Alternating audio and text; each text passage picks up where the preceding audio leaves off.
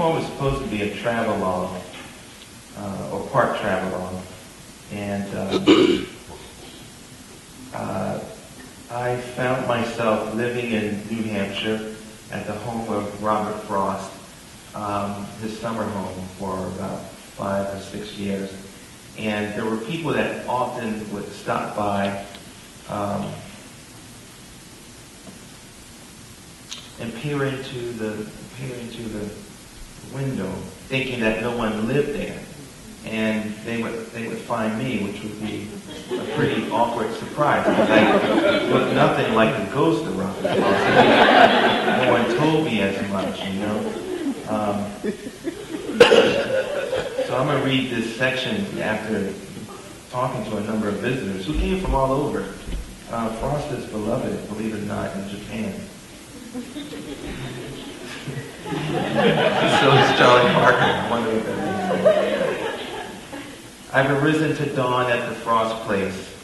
I've jerry-rigged the desk by the window overlooking a trail. I'm the new face of mountain poetry. Tourists come and go, off hours though, interrupting my ego's pursuit, a lasting chamber for my soul. The worst is when I munch a bowl of frosted flakes, pacing in my briefs and the right curious family peers in.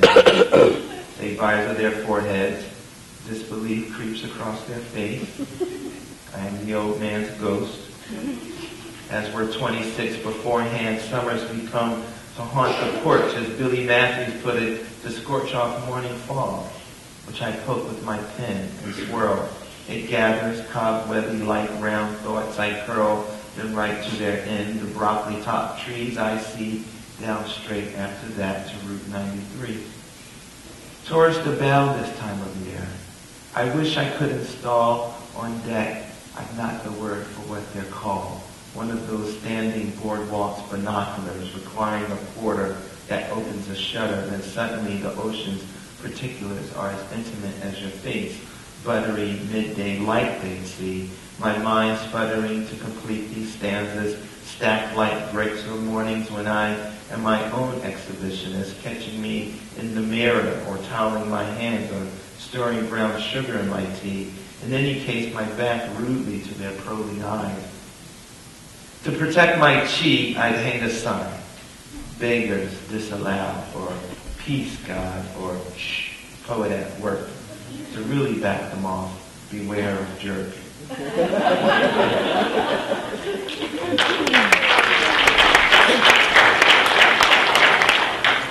This is my last poem. I said Afro names. This is what I really wanted to read, actually. But then I saw myself on that page and I couldn't help it. So this is a poem in which I was thinking about, I always get the question, I got it today actually, is Major your real name?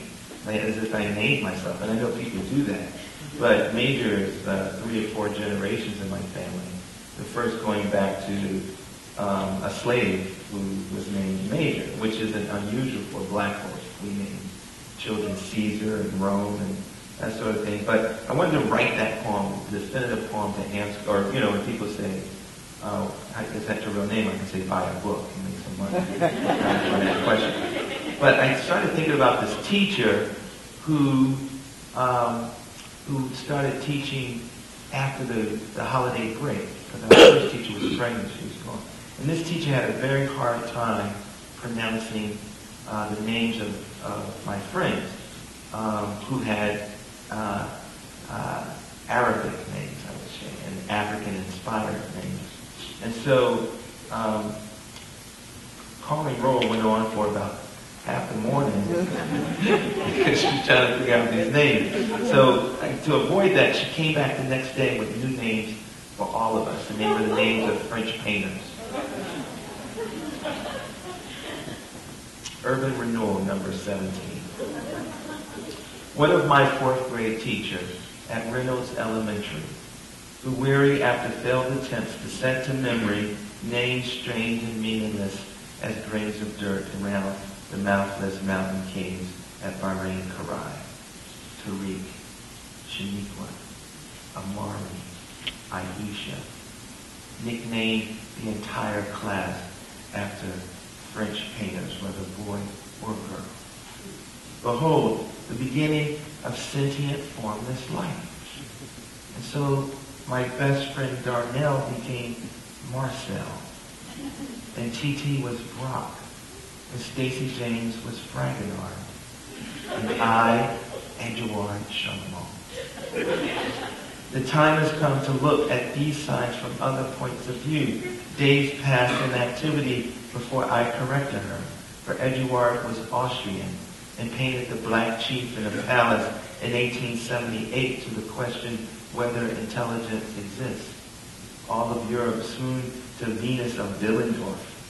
Outside her tongue, yet others in textbooks, Herodotus tells us of the legend of Sesostris, Egyptian, colonizer of Greece, founder of Athens.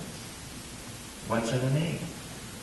Sagas rise and fall in the orbs of jump ropes. Hannibal grashed the Roman monkey bar on history's run. And the mighty heroes at recess lay dead and woe on the imagined battlefields of Halo. Thank you.